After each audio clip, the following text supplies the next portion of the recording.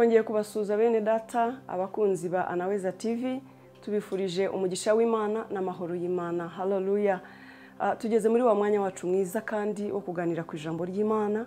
Turabashimira uburyo mukomeje kubana natwe muri uyu murimo, kandi turashima Imana ko ijambo tubagezaho ribafasha rikubaka imitima yanyu nkuko mubitubwira.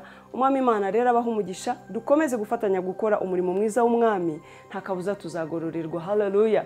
Reka rero dutangire dushima Imana kandi tuyiragize gahunda. Turagushimiye Uwiteka Imana yacu ikomeye cyane, Imana nziza, Imana yera ikiranuka. Tugushimiye kandi ubuntu watugiriye mwami, tugushimiye umunsi mwiza waduhaye mukunzi mwiza. Turabizi ko ari amahirwe waduhaye kuko hari benshi mwami Imana bageze ahacecekerwa, hari benshi bategura umutwe barembye bameze nabi, ariko twebwe watugiriye ubuntu bwo gukora umurimo wawe data. Ngewe na bene data bakurikiye muri uyu mwanya Anaweza TV, ndagushima ko watugiriye ubuntu bwo kuba turi amahoro, izina ryawe nirishimwe. Hagwa icyubahiro n'ikuzo rero mukunzi wacu mwiza. Uyu mwanya turawukwegura Uwiteka Imana, ngwino utegeke kandi uyobore. Mwuka wera w'Imana tuguhaye gahunda kugira ngo uyiyobore, uvugane n'imitima y'ubwoko bwawe mwami. Abari wowe uyobora iyi gahunda, ntaba ari igenya guhora ku ngoma, ahubwo wowe ukorera iby'ubutwari muri je kugira ngo ubwoko bwawe burengerwe kandi bugirirwe neza. Sengeye umutima wa buri muntu mwami Imana, nsaba kugira ngo uhure n'icyifuzo cye binyuze muri rino jambo. Urakoze mwami Imana, urakoze Mwuka wera tuguhaye ikaze, urakoze turakunezerewe, tegeka kandi uyobore iby'ubutwari bikoreke muri uyu mwanya mu izina rya Yesu. Amen. Hallelujah. Hallelujah. Rero buri muntu afate Bibiliya ye. Uri mu mwanya wo gufata Bibiliya ye nayifate kugira ngo dusome ijambo ry'Imana kandi tujye turyoherwa n'uyu mwanya, koko ni umwanya w'agaciro ku buzima bwacu. Hallelujah. Hallelujah. Hari impamvu wowe ubuhawe amahirwe yo kumva ijambo ry'Imana kuri uyu munsi. Mu gihe hari umuntu uri kwa muganga, uri ku mwuka wo kugura atabasha guhumeka neza, mu gihe hari umuntu uri ahantu mu gihuru wenda yarahunze cyangwa yarahuye n'amakuba runaka atabasha kumva ijambo ry'Imana, tujye tubifata nk'iby'agaciro. Rero tujye tufata ko ari ubuntu Imana ibiduhaye, tubyubahe kandi tubikunde. Yesu nashimwe cyane. Uyu munsi tugiye kuganira ku ijambo ryiza ry'Imana rivuga ngo hari impamvu wowe ukiriho uyu munsi, hari benshi waruzi bapfuye. Yesu ashimwe cyane. Hari impamvu wowe uyu munsi ukiriho kandi hari benshi uzi bapfuye. Yesu nashimwe. Abo warutaga, abakurutaga, abari inshuti zawe, abari abavandimwe bawe, abo mwavukanaga. Yesu nashimwe cyane. Abo mwiganye, abo mwaturanye, urungano rwawe, benshi mwari mufite ibyo muhuriyeho barapfuye. Kuba wowe ukiriho uyu munsi rero hari impamvu ituma ukiriho. Yesu nashimwe cyane. Ntabwo ari uko wakiranutse kurenza abo bagiye, si nuko Imana yakuretse ngo ubanze ukora imishinga yawe yitunganye. Ntabwo Imana yakuretse ngo ubanze wigisha abana, cyangwa ubanze urongore cyangwa urongorwe, cyangwa ubanze unezerwe, cyangwa ubanze ukora akazi. Ntabwo iyo ariyo mpamvu nyamukuru yatumye Imana ikurinda ikaguha amahirwe yo kuba uriho uyu munsi. Hoya, hari impamvu ikomeye cyane yatumye Imana igusigaza mu gihe nk'iki wowe ukaburiho abandi batakiriho, kandi wenda baranakiranukaga kukurenza, kandi wenda barakiranukaga no kundenza, ariko Imana ikemera ko uyu munsi jyewe nawe tuba tukiriho uyu munsi. Ni ukuvuga ngo hari impamvu. Yesu nashimwe cyane. Ibyo bintu ujye ubitekereza, uvuge ngo Mana ndabizi ko hari impamvu ituma nkiriho, kuko hari na byinshi wahuye nabyo byagombaga kuguhitana. Wenda hari intambara nyinshi, hari ibyago, hari amakuba, hari n'indwara nyinshi. Ibyo byose byagombaga kuguhitana. Yewe ni na jenoside yarabaye ntiyaguhitana wenda wowe, kandi benshi barapfuye ubareba. Hari nubwo wenda abo mwavukanye bose bapfuye wowe ukaba ukiriho. Yesu nashimwe cyane. Iyo mu mahanga hari benshi bapfuye aho wabaga, ariko wowe uracyariho uyu munsi. Hallelujah. Hari impamvu rero nshuti yanjye, iyo niyo naje kuvugana nawe uyu munsi binyuze muri iri jambo ry'Imana, kandi uyumve, uyitega amatwi, uyihe n'agaciro, bigutere no gushima Imana kandi bigutere kumenya icyo ukwiriye gukora mu gihe nk'iki. Hallelujah. Hallelujah. Yesu nashimwe cyane. Tugiye gusoma rero ijambo ry'Imana mu gitabo cya Tito, urwandiko Paulo yandikiye Tito, igice cya mbere umurongo waho wa 5. Umutwe w'amagambo uravuga ngo Paulo ashinga Tito gutunganya iby'itorero ry'Ikireti. Icyatumye ngusiga Ikireti ni ukugira ngo utunganye ibyasigaye bidatunganye, kandi ngo ushyire abakuru b'itorero mu midugudu yose nk'uko nagutegetse. Haleluya. Aho ngaho ni muri Tito, ndagira ngo tusome ijambo ry'Imana tuze kuganirira rimwe. Reka dusimbuke dusome mu gitabo cy'Abaheburayo naho ibice 2 umurongo waho wa mbere, ariko dusome n'umutwe w'amagambo uravuga ngo kutirengagiza kwita ku gakiza gakomeye. Nicyo gituma dukwiriye kurushaho kugira umwete wo kwita ku byo twumvise kugira ngo tudatembanwa tukabivamo. Haleluya, haleluya. Dusomye ijambo ry'Imana waryumvise mu gitabo cya Tito no mu gitabo cy'Abaheburayo. Hano mu gitabo cya Tito Paulo aravuga ngo impamvu nagusize i Kirete, Yesu nashimwe, ni ukugira ngo utunganye ibyasigaye bidatunganye. Ndibaza ko wahumvise neza. Yesu nashimwe cyane. Ngo Paulo ashinga Tito gutunganya iby'itorero ry'i Kirete. Haleluya. Icyatumye ngusiga i Kirete wowe Tito ni ukugira ngo utunganye ibyasigaye bidatunganye, utunganye imirimo y'itorero. Abagabo bakwiriye mu murimo bashyiremo, ukora ibikwiriye mu murimo w'Imana. Ntabwo ari ikindi cyatumye ngusiga, nta nubwo ari ukuzi gukora cyane wowe Tito, ariko naragusize i Kirete kugira ngo utunganye ibyasigaye bidatunganye. Burya nakubonyemwo ubushobozi, naguhaye inshingano kugira ngo utunganye ibyasigaye bidatunganye. Hari ibyo ugombye gushyira ku murongo, hari akavuyo nabonye kari mu itorero, hari ibyo nabonye bituzuye nagiye ndatunganije. None wowe Tito naguhaye inshingano kugira ngo utunganye iby'itorero byasigaye bidatunganye. Niyo mpamvu njyewe nagusize i Kirete. Haleluya. Murumva izo nshingano yarahawe, niyo mpamvu yari yarasigaye kugira ngo atunganye ibyari byasigaye bidatunganye, abishyire ku murongo. Haleluya. Yamubonagamwo umuntu ushobora guhagarara akaziba icyuho, agatunganya ibidatunganye, buri kimwe akagishyira ku murongo no kuri gahunda uko bikwiriye. Rero yamusize mu nshingano zo gukora ibyo yamusigiye byo gutunganya imirimo y'itorero. Haleluya, haleluya. Hano rero mu Baheburayo naho hatubwiye ngo nicyo gituma dukwiriye kurushaho kwita ku byo twumvise kugira ngo tudatembanwa tukabivamo. Yesu nashimwe cyane. Nshuti yanjye, icyatumye Imana ikurinda wowe uyu munsi ukaba uriho, benshi baragiye nk'uko twabivuze, aburuta, abari inshuti, abari inkoramutima zawe, yewe wenda bari n'intungane kukurenza, ariko Imana wowe ikaguha kuba ukiriho uyu munsi, ikaguha ayo mahirwe yo kubaho. Ntabwo ari ukugira ngo utunganye ibyawe bikureba nk'uko twabivuze, ya mishinga yacu n'ibindi. Nta nubwo ari ukugira ngo twinezeze, ahubwo hari impamvu njyewe nawe turiho uyu munsi. Imana yaradusize kugira ngo tugire ibyo dutunganya, mu miryango yacu tugire ibyo dutunganya, mu rugo rwawe inshuti yanjye ugire ibyo ushyira ku murongo bitari ku murongo, abana bawe ubatoze kubaha Imana, umugore wawe n'umugabo wawe ubatoze kubaha Imana no kuyiyoboka no kuyikorera, umuryango uvukamo n'uwo washatsemo ubatoze kubaha Imana no kuyikorera no gukora ibishimwa nayo. Mu gihugu cyawe ugira uruhare, ukangurira abantu gukora ibishimwa n'Imana. Haleluya. Mu kazi ukora kandi Imana yaguhaye, yakugiriye ubuntu abandi bakabuze, uvuga Imana, ukora ibishimwa n'Imana, uhesha Imana icyubahiro, ugarurire benshi ku gukiranuka. Nshuti yanjye, birakwiriye ko imvugo yawe igarura benshi ku Mwami Imana. Haleluya, haleluya. Birakwiriye ko ukwegereye wese akubonamo imbuto y'Imana. Ibyo bikamutera kugana Imana wamenye, bikamutera kugushakaho Imana, akakuyoboza inzira. Ese wowe ubigenza ute? Wowe ubishobora ute? Ibiko bitunanira. Nubona abantu bagiye gukora amanyanga mu kazi, batirisha, basinya, biga sinyatire, bakora ibidakwiriye, ubabwira uti Imana ntabwo ibishima, ibyo Imana ntabwo ibikunda. Birakwiriye yuko dukiranukira Imana.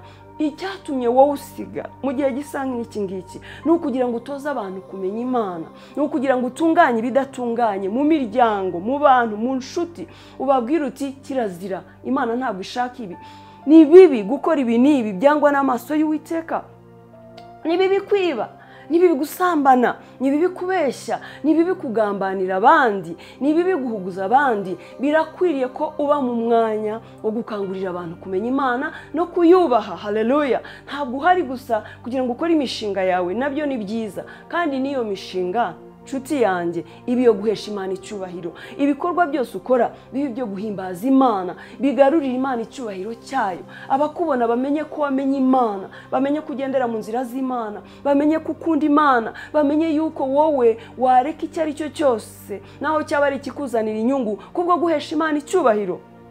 Cyatumye ukiriho rero uyu munsi nuko ufite umukoro wo kugarurira abantu kugukunda Imana no kuyubaha. Ubugingo bw'abantu benshi buzakire kubera yuko wasigaye. Ntabwo wasigaye ngo ugwize imyaka yo kubaho, ntabwo wasigaye ngo ukore ibyo ushaka, ahubwo warasigaye kugira ngo ugire umumaro mu gihe gisa n'iki. Ese nshuti yanjye, wari ubizi ko hari icyo ugombye gukora? Wari ubizi ko Imana izakubaza icyo wakoresheje imyaka yaguhaye kubaho? Yesu ashimwe cyane. Hari benshi bakabaye bifuza kubaho nk'uko wowe ukiriho. Yewe wenda yaguhaye n'ubuzima bwiza n'imibereho myiza. Ese ibyo yaguhaye uriho urabikoresha iki? Uriho urabikoresha kugarurira benshi ku Mana? Uriho urabikoresha kubaka imitima ya benshi yasenyutse? Haleluya! Uriho kubw'umugambi w'Imana, uriho kubw'impamvu y'Imana.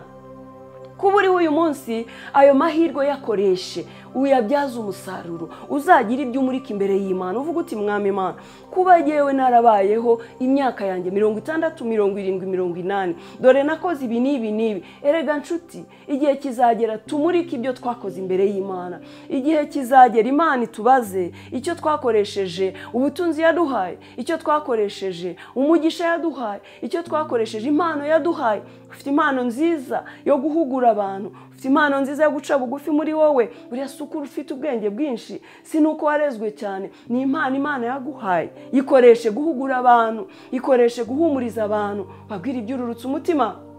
Oh haleluya!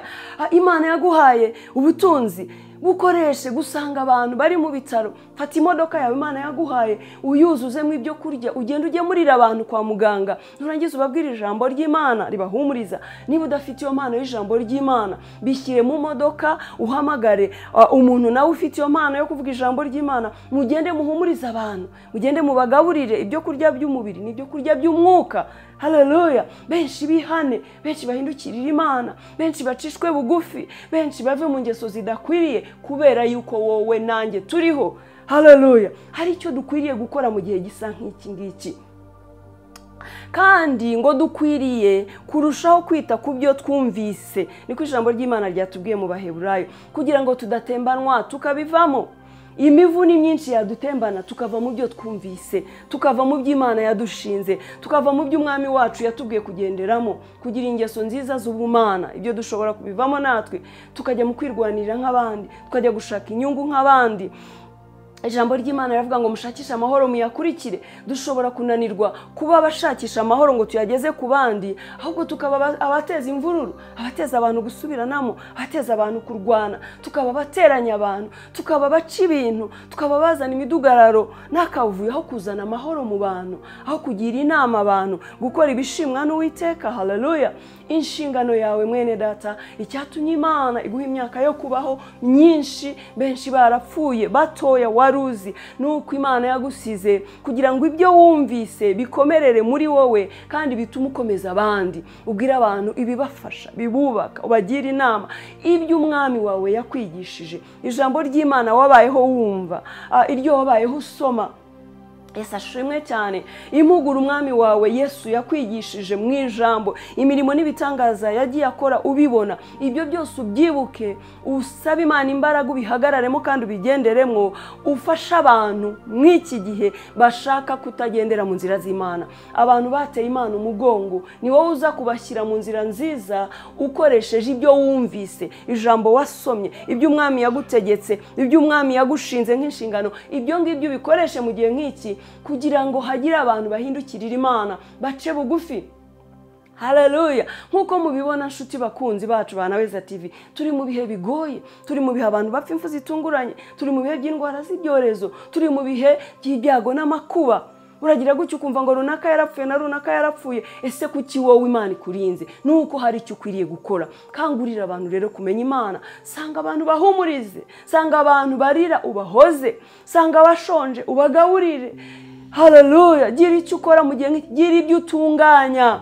gira ibyo utunganya. Wasanga ari n'amahirwe Imana iguhaye nawe kugira ngo ugire ibyo utunganya mu bugingo bwawe, ugire ibyo wihana, gira ibyo uzibukira, usabe Imana imbabazi.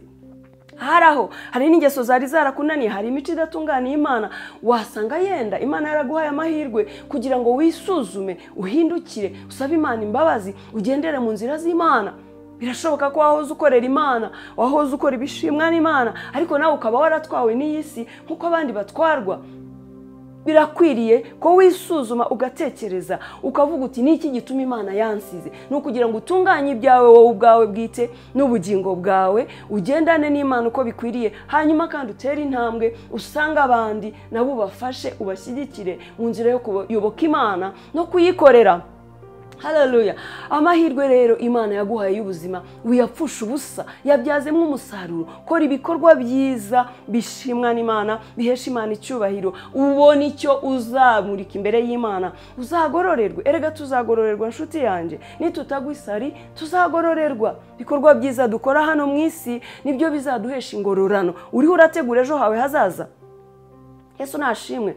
Ntabwo nkubwiye ngo ntukore akazi kawe kagutunga kakubeshejeho, ariko nshuti jya ugira umwanya wo kwita ku bugingo bwawe, jya ugira umwanya wo kuvomerera ibyo wumvise, ijambo wumvise, kugira ngo utazatembanwa nawe n'imiyaga n'intambara n'ibyago n'amakuba, ukava mu gukorera Imana, ukava mu kubaha Imana, ukava mu gusenga Imana, ukarangazwa n'iby'iyi si. By'isi ntabwo bishira nshuti yanjye, yewe tuzanabisiga. Bikorere, kora, shyiraho umwete, ariko n'umwanya wo kubana n'Imana kugira ngo igushoboze gukora ibyo ushaka n'ibyo ushima. Haleluya, haleluya. Impamvu rero ukiriho ni ukugira ngo ugire ibyo utunganya. Impamvu ukiriho ni ukugira ngo mu muryango wawe benshi bazabona ubugingo kubera wowe wasigaye.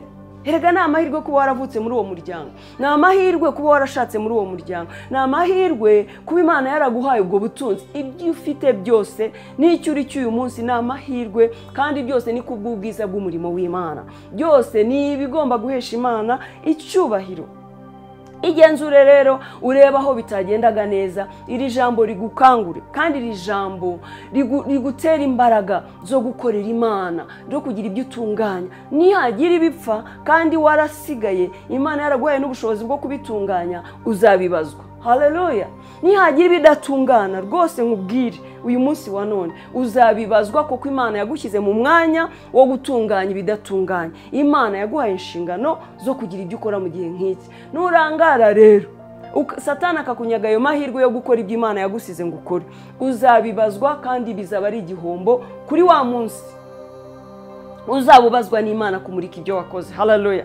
Rero naje kugukangurira gutunganya ibidatunganye, naje kugukangurira kubwira abantu kwegera Imana, naje kugukangurira kuba intangarugero aho utuye hose, bakubonemwo Imana, bagusoromeho imbuto z'ubumana, bakubonemwo ingendo y'Imana n'imvugo y'Imana.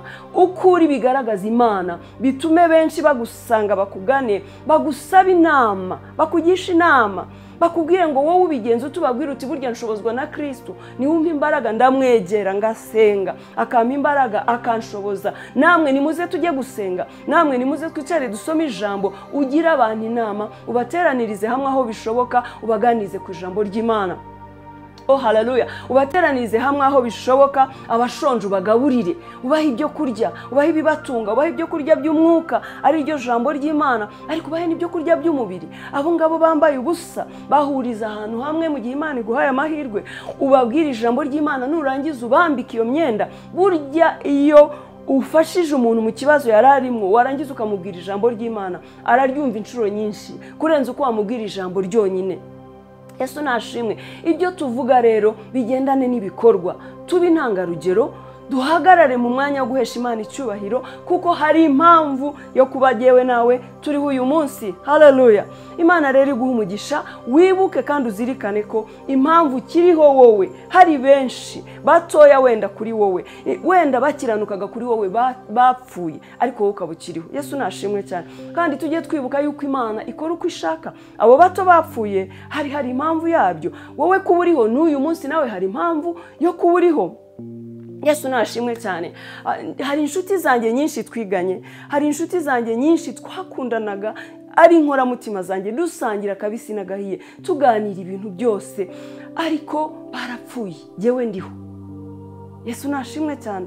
Njya mbyibuka nkanabitekereza, ngatekereza runaka yari inshuti, twafatanyije ibi, twaganiraga ibi, twakoraga ibi, ariko nkavuga ngo jyewe kubera iki ndiho? Kuba we yarapfuye se njye nkabandiho ni ukubera iki? Tugomba kubimenya. Yesu ashimwe cyane. Njya nibuka musaza wanjye mutoya wapfuye, wari mutoya cyane kuri jye, ari umwana mutoya ubyirutse, uri muri universite, uteganya kurangiza kwiga agashaka, yakundaga abana cyane, rimwe aza kurwara, ngira amahirwe yo kumurwaza nabanye nawe igihe kirekire, arwaye kanseri. Tukaganira, ariko afite icyizere cyo gukomeza kubaho. Akavuga ati ukuntu nkunda abana, yakundaga abana cyane. Ati ntabwo Imana yakwemera ko mpfa ntabyaye, ntabwo Imana yakwemera ko mpfa ntabonye abana. Yakundaga abana cyane, yari n'umwana w'umusore ukunda Imana, wubaha Imana. Ariko Imana irabyemera ko apfa, aragenda. Ari umusore utarashatse, tarabyaye, yarakundaga abana. Nshuti yanjye, hari benshi bapfuye, hari ibyo bakundaga batabigezeho, ariko wowe Imana iguha amahirwe. Wenda hari n'ibyo wakundaga byinshi wagezeho, wenda wabo bana Imana yarabaguhaye, rugo rwiza yararuguhaye, akazi keza yarakaguhaye, wenda n'ubutunzi yarabuguhaye, cyangwa se n'ubuzima bwiza. Dufate ko iki Imana yaguhaye ari cyo yakugeneye, kibyaza umusaruro. Ayo mahirwe yakoreshe kugira ngo benshi bahindukirire Imana. Imana rero iguha umugisha mwene data. Nawe hari benshi, hari inkoramutima zawe, hari abapfuye uzi n'uyu munsi wakwibuka ukanabatondekanya ukavuga uti runaka yaragiye na runaka aragenda, n'uyu aragenda, njyewe ndacyariho. Ushyire umwete mu gukorera Imana mu gihe ukiriho, ushyire umwete kugarurira benshi ku Mana, ushyire umwete mu gutunganya ibidatunganye, kandi uzabimenya koko Imana iravuga. Bazi Imana uti jyewe muri iyi minsi umpaye yo kubaho nkwiriye kuba nkora iki? Njyewe mbigenze nte Mana? Wowe shyira umwete kwita ku byo wumvise kugira ngo udatembana ukabivamo. Hasigaye uyoboza Imana inzira, izaguha imbaraga kandi izakuyobora uko ukwiye kwitwara kugira ngo aya mahirwe ufite uyabyaze umusaruro. Ejo Imana izaguha ingororano. Imana rero ibaha umugisha. Abakunzi bacu ba Naweza TV, ndahamya ndashidikanya ko hari umuntu iri jambo ryaziye, ndahamya ndashidikanya ko hari umuntu Imana iganirije. Ntugafata ijambo ry'Imana ngo uryumve gutyo nk'amakuru. Jya uryumva kandi uriha agaciro, urishyire mu ngiro, ushyireho ibikorwa, ubyubake kandi ubishyigikire. Imana nayo izagushoboza. Haleluya, haleluya. Umwami Imana abaha umugisha, abarebe neza bishimire, ukuboko kwiza kw'Imana kubabeho. Uwiteka Imana barinde kino cyorezo, amaraso ya Yesu abe ku buzima bwanyu n'abanyu, imbaraga z'Imana zibashyigikire, Imana y'amahoro irwanye ibibarwanya kandi ihagurukire ibibahagurukira mu izina rya Yesu. Imana ibarindire mu kubaho kwayo, ikimenyetso cyo kurindwa no kurengerwa kikubonekeho wowe n'abawe. Uhabwe ubuzima bwiza buzira umuze kugira ngo ushyire mu bikorwa iby'Imana ikubwiye muri uyu mwanya. Uwiteka Imana abaha umugisha. Akunzi bacu, murushizeho gusharinga ijambo ry'Imana tuganiriye kugira ngo rigere kuri benshi. Murushizeho gukora subscribe abatarayikora kugira ngo dufatanye umurimo mwiza w'Imana. Imana ibishimire. Ndagushimiye Uwiteka Imana yanjye, Imana nzima, Imana nziza, Imana y'urukundo. Ndagushimira kuri Imana itwitaho kandi itwifuriza ibyiza. Urakoze Mwami ku ijambo ryawe ryiza utuganirije yewe n'abakunzi ba Naweza TV. Ndabizi ndashidikanya ko hari umuntu wagambiriye kuvugana nawe uyu munsi. Ndabizi Mwami Imana ko hari umutima uganirije Uwiteka. Shyigikirira ijambo ryawe mu mitima y'abantu bawe Mwami. Buri umwe wese amenye impamvu yo kuba ariho Data wa twese. Buri umwe wese ahabwa imbaraga zo gushyira mu bikorwa by'umubwiye Data. Reka twe kurangazwa n'iyi si, reka twe gutwarwa n'amaganya. Reka Mwami Imana duhagarare guhesha icyubahiro izina ryawe. Umwe wese muhagarike mu mwanya kuriye kubahagararamo Uwiteka. Bahe gufata ingamba no kumaramariza kugukorera kugira ngo kuri wa munsi Kristo bazabe bafite iminyago yo kumurika. Basabiye rero umugisha, basabiye kurindwa no kurengerwa, imbabazi zawe zigumane nabo, ubahishe Mwami, ubahishe, ukuboko kwawe kwiza kubarinde, iki cyorezo giceho kibasigara amahoro kugira ngo bagukorere, kuko Mwami hari ibyo wagambiriye ko bagomba gukora. Izina ryawe nirishimwe. Mwami Imana ubaha umugisha, twese tukugirireho umugisha kuko dukunda, niyo mpamvu Mwami utubwira ibyo dukwiriye gukora mu gihe nk'iki. Izina ryawe nirishimwe. Urakoze mwiza wacu Kristo, kuri uwo kwizerwa no kwiringirwa, icyubahiro no guhimbazwa n'ibyawe mu izina rya Kristo Yesu. Amen. Imana ibahe umugisha abakunzi bacu. Shalom, shalom.